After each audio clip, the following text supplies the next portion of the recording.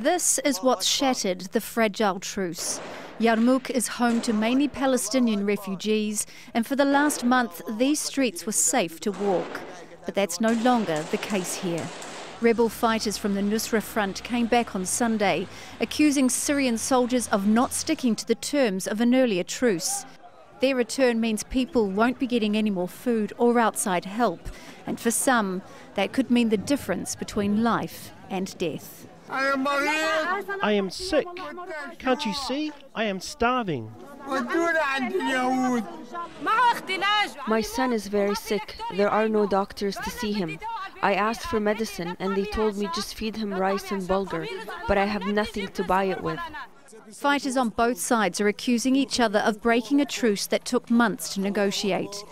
Rebels pulled out a month ago, agreeing to let Palestinian gunmen keep the peace in Yarmouk, to keep rebel and government fighters out. But Nusra Front rebels say supporters of President Bashar al-Assad were smuggling in weapons. Syrian forces deny that.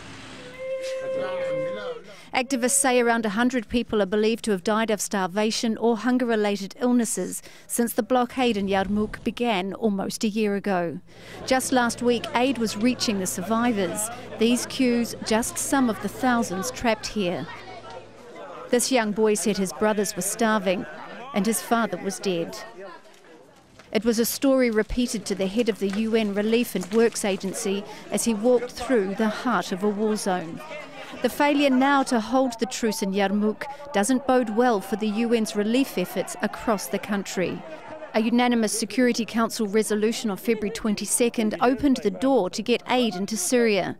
But the head of the UN says violence and Syrian government bureaucracy is impeding progress. And as always, it's the people who suffer.